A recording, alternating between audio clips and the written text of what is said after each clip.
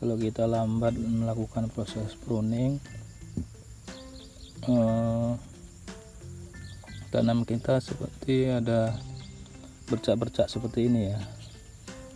Ini karena proses penyemprotannya karena terlalu rindang, dan ini musim penghujan, hama penyakit menyerang daun kita ini.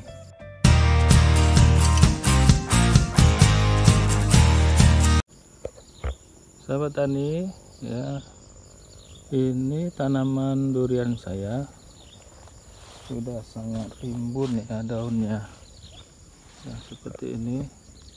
Tingginya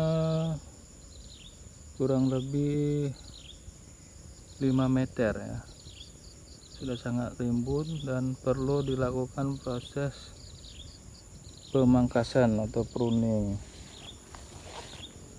Durian ini jenis varietas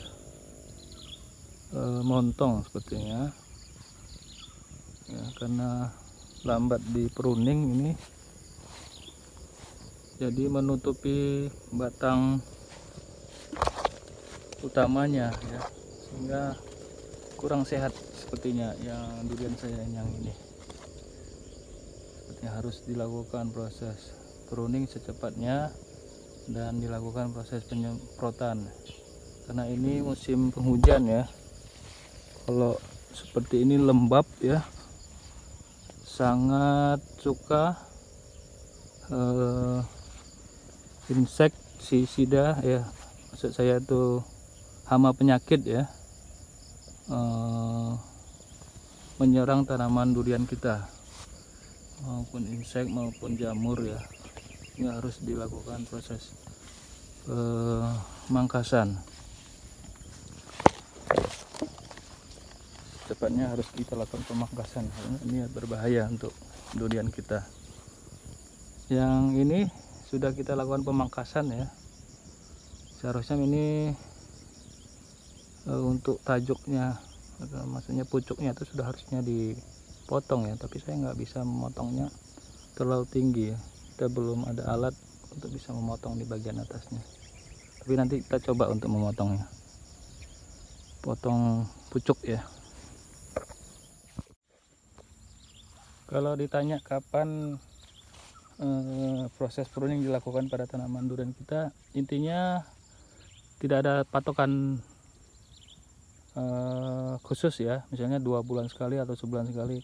Intinya kalau sudah rindang dan tajuk-tajuknya ya, daun-daunnya sudah menutupi batang utama, lakukan segera proses pruning.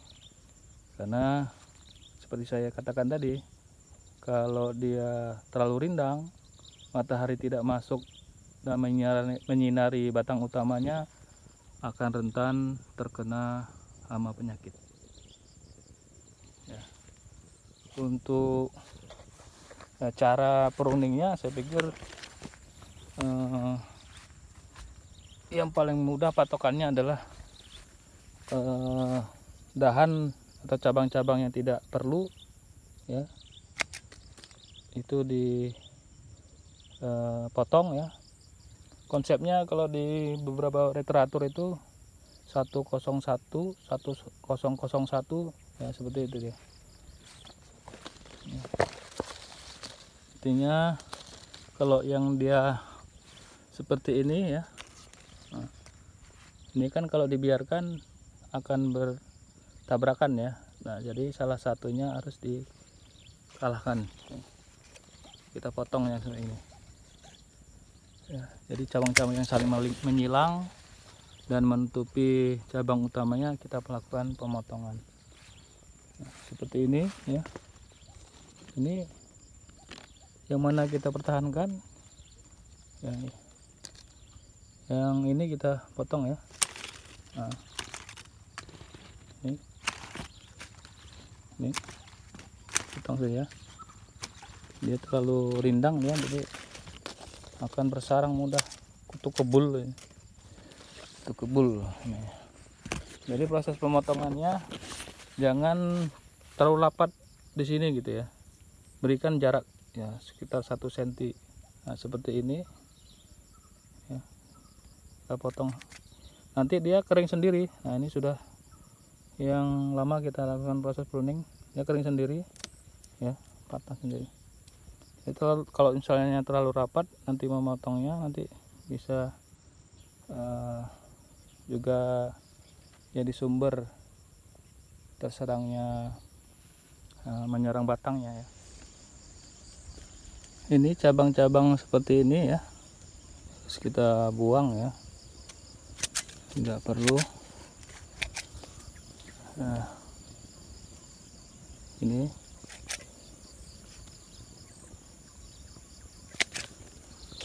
seperti ini kita harus potong ya.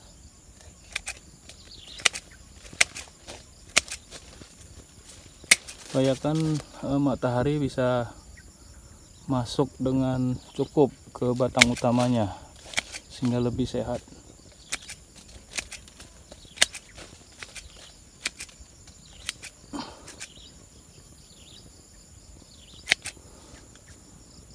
Ini potong juga. Yeah.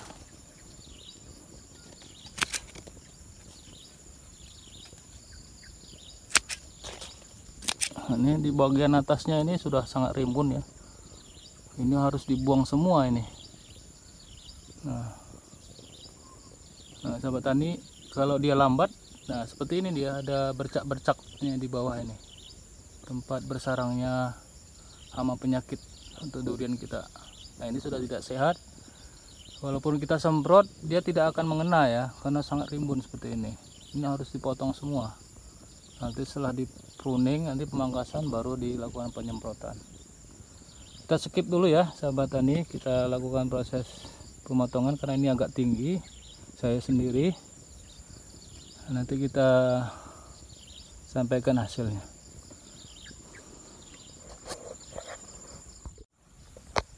Ya ini sahabat tani yang saya katakan tadi, kalau kita lambat melakukan proses pruning,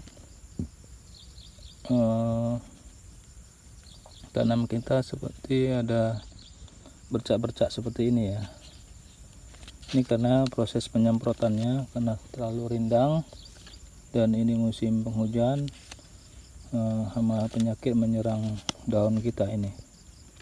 Nah, ini perlu segera dilakukan proses pruning dan penyemprotan. Ini sudah kita lakukan proses pruning ya, sudah agak terbuka ya. Tapi di bagian atas saya tidak mampu melakukannya ya, kita sepertinya harus ada alat pemotong ya, khusus ya. Nah, jadi inilah risikonya kalau duriannya sudah tinggi seperti ini, kita akan kesulitan melakukan proses pruning dan penyemprotan. Sepertinya harus ada alat bantu untuk pruning. Apakah nanti kita siapkan tangga nanti ya, sehingga kita bisa ke atas ya. Nah setelah proses pruning seperti ini, lebih baik langsung kita lakukan proses penyemprotan ya, untuk insek dan pengisidannya. Seminggu sekali ya sebaiknya, lagi di musim-musim penghujan seperti ini ya. Dan sisa-sisa pruning dan ini harus kita buang, kita jauhkan dan nanti kita bakar ya. Nah, intinya proses pruning itu ya sahabat tani, untuk proses pembentukan cabang-cabang, sekaligus juga salah satunya untuk menghindari bersarangnya ya hama penyakit. Karena kalau terlalu rindang dia akan rentan hama penyakit menyerang tanaman durian kita. Demikian sahabat tani, channel Bang Haji Usman, saya sampaikan sedikit bagaimana proses pruning pemangkasan durian kita ya. Semoga ini bisa bermanfaat. Like, share, dan subscribe bagi yang belum subscribe, sehingga saya bisa lebih semangat lagi untuk menyampaikan informasi terkait dengan bagaimana kita mengembangkan tanaman durian kita. Salam hijau, salam lestari. Assalamualaikum warahmatullahi wabarakatuh.